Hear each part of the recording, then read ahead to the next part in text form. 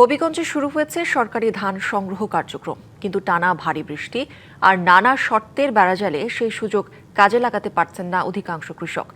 একদিকে পানিতে তলিয়ে যাচ্ছে পাকা ধান, অন্যদিকে ভেজা ধান বিক্রি করতে না পেরে চরম সংকটে তারা। জেলার ৬৭% ধান এখনও মাঠে পড়ে আছে, জানিয়ে নতুন করে বাড়ছে দুশ্চিন্তা। হবিগঞ্জ সহ দেশের ৬টি জেলায় শুরু হয়েছে সরকারি ধান সংগ্রহ কার্যক্রম। চলতি মৌসুমে হবিগঞ্জ থেকে ৮,০৯০ মেট্রিক টন ধান সংগ্রহের লক্ষ্যমাত্রা নির্ধারণ করেছে খাদ্য বিভাগ।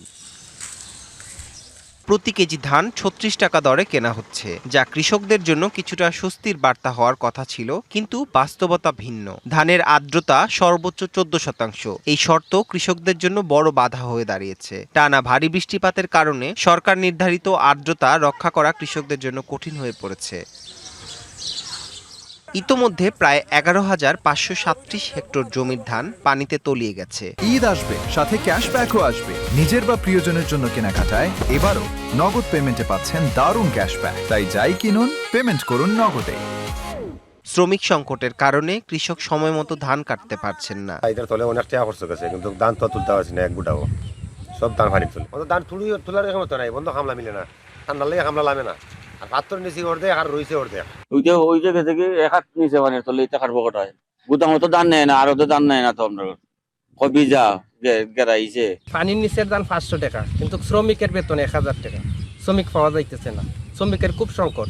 জেলা কৃষি সম্প্রসারণ অধিদপ্তরের তথ্য অনুযায়ী ৬৭% জমির ধান এখনো মাঠে রয়েছে, যা বৃষ্টির কারণে মারাত্মক ঝুঁকিতে।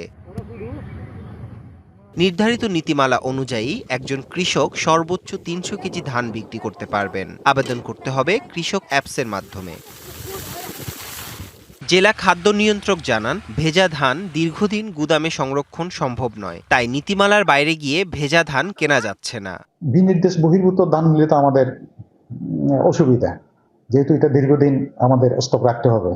ভিজা ধান দীর্ঘদিন স্টক রাখা যায় না। ক্ষতিগ্রস্ত কৃষকের কথা বিবেচনায় নিয়ে মিল মালিকদের ভেজা ধান কিনতে উৎসাহিত করছে খাদ্য বিভাগ। পাশাপাশি কোনো কৃষক ভেজা ধান নিয়ে গেলে গুদামের ভেতরেই তা শুকানোর নির্দেশ দেওয়া হয়েছে। অলরেডি আমরা নির্দেশনা দিয়ে রাখছি প্রত্যেক গুদামের ভারপ্রাপ্ত কর্মকর্তাকে, যাতে কৃষকরা এসে ধান শুকাতে পারে। মিলারদেরকেও বলা আছে, যদি কৃষক ভিজে ধান নিয়ে আসে যাতে ফেরত না দেয়।